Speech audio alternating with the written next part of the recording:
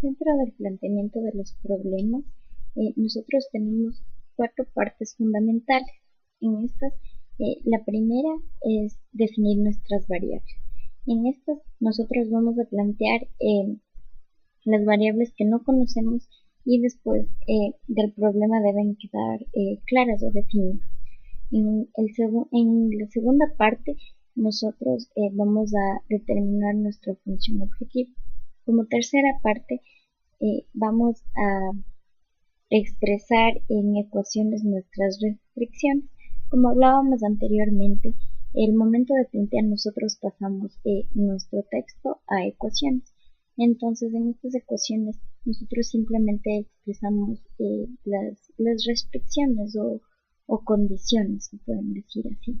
Como cuarto punto, nosotros para el planteamiento damos lo que son las restricciones explícitas.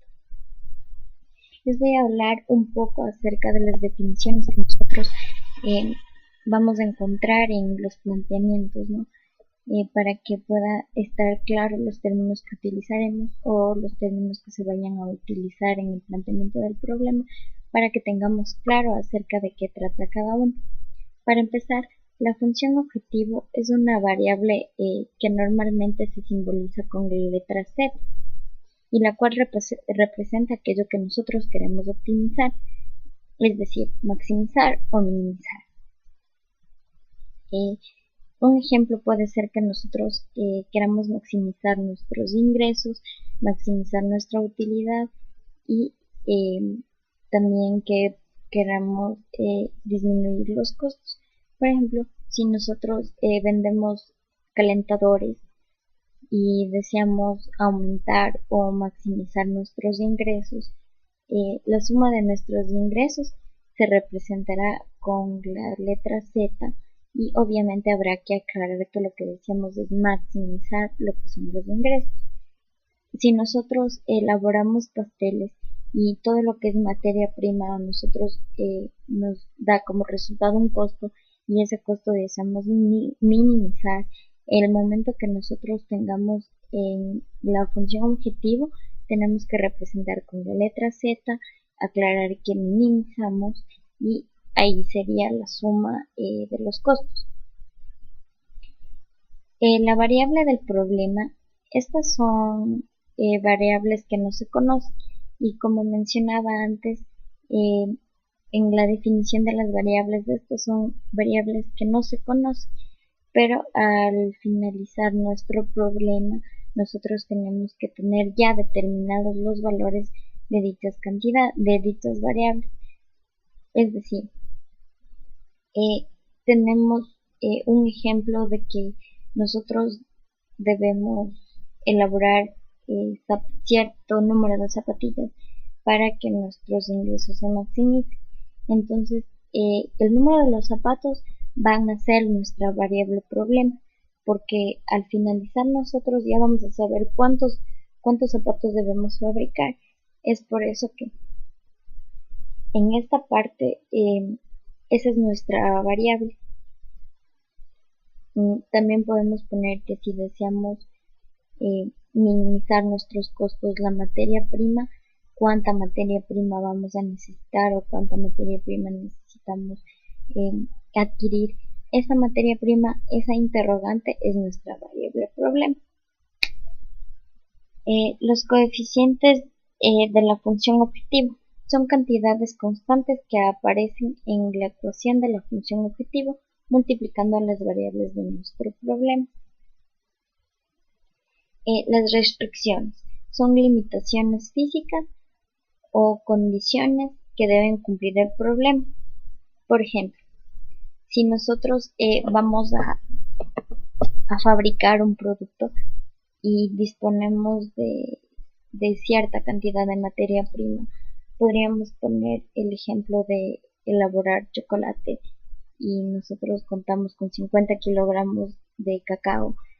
Una de las restricciones sería que para nosotros elaborar ese chocolate tiene que ser menor o igual a la cantidad de cacao que tenemos, porque no contamos con más cantidad de materia prima. Es por eso que una de esas restricciones que son los que acabo de mencionar.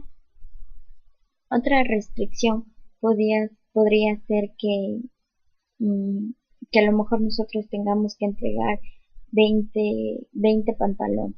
Entonces, una de las restricciones o condiciones en este caso debería ser que tenemos que fabricar los 20 pantalones, porque no podríamos fabricar menos, estaríamos incumpliendo.